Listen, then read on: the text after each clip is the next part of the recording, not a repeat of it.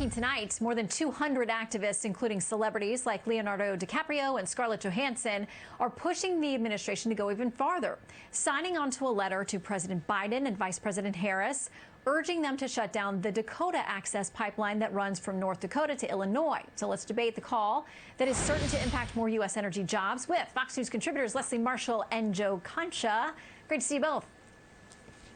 Hey, Shannon. Happy Wednesday. Bit of the letter. Happy Wednesday. Although I did think for a great part of the day it was Thursday, so I'm a little disappointed it's not Friday tomorrow. But let's do Wednesday first.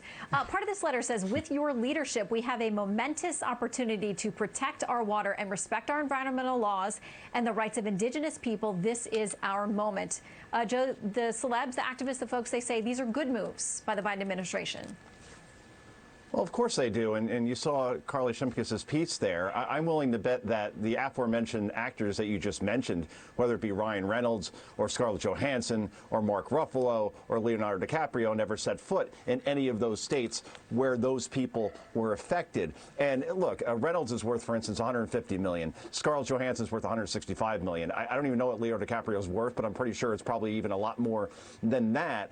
And it's quite easy peasy to blow off the fact that 11,000 people just lost their jobs based on an executive order.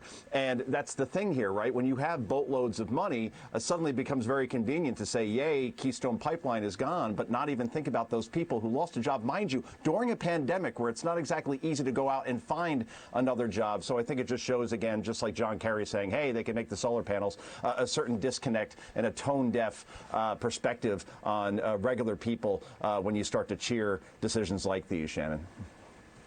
And this isn't just a partisan divide issue. I want to play something from Richard Trumka, the AFL-CIO president, not happy about union jobs being killed by some of these decisions. Here's what he said.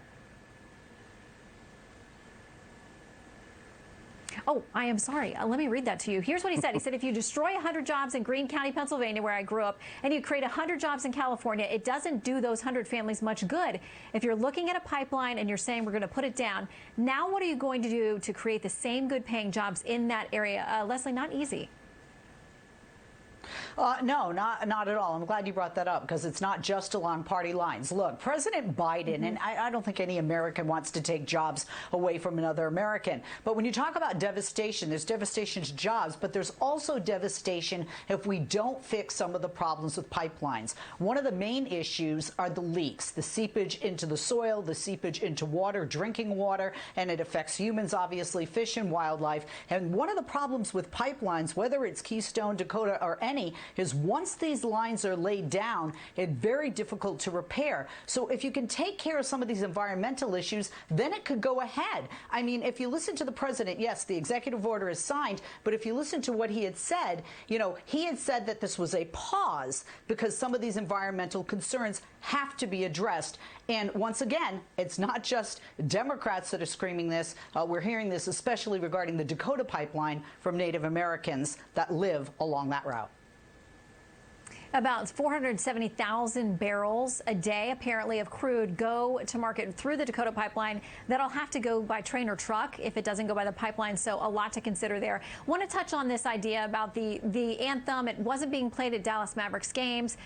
Owner Mark Cuban said there wasn't a ban on it. It wasn't canceled forever, but the NBA reminded him that it is a league policy. You have to go ahead and play the national anthem at the games. Here's what the Federalist says about Mark Cuban. It says, while many NBA owners, coaches, and players have all made a point to oppose the U.S. national anthem, league members, including Cuban, have also taken a soft stance on China, one of the nation's top national security threats. Senator Tom Cotton, a big China critic, says, well, it makes sense, this decision that they weren't playing them at the Mavericks games. The NBA needs space to play the Chinese national anthem before games. Comment from both of you. Joe, to you first.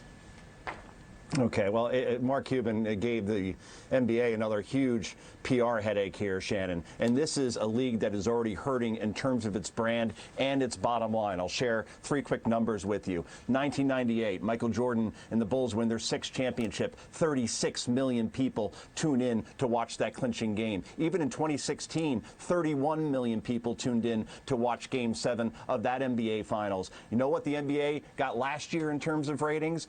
5.6 million people watched the game clincher with LeBron James and the Lakers in October. That's 7 times less than watched Jordan just only a little over 20 years ago. So, yeah, the political grandstanding is having an impact on the NBA, and they know it. And that's why the league told Mark Cuban, no, we're going to still play the national anthem before our games, because they know they have an image problem right now.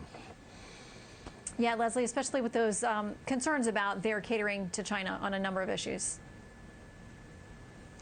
Look, to me, China, is our enemy, and people like to do business and make a lot of money, and it's not just the NBA. And I was there in '98, that game. I lived in Chicago. Thank you for reminding me, Jeff.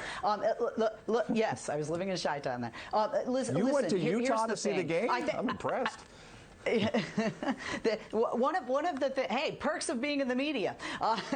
Here, listen, let's get back on point. Mark Cuban, what I think he was trying to do, and I would agree with Joe that he has, in a sense, brought upon himself a bigger PR nightmare, because one of the nightmares that surrounded the problem was the distraction that the politics with the anthem had become for sports, whether it be the NFL or the NBA. You also have to look at your players that you're putting out there and paying so much money to. Are they offended by this? And I think that's what Mark Cuban was trying to do, was get rid of the distraction. I personally like the anthem. I stand up, I put my hand over my heart. I find it not just, wow, I'm an American and this is great. I find it something that can unite us, and this is something that I think we definitely need to do at this time. So I don't think it was a good move, but I don't think his move was as negative as people would imagine. I think he wanted people to focus on the game.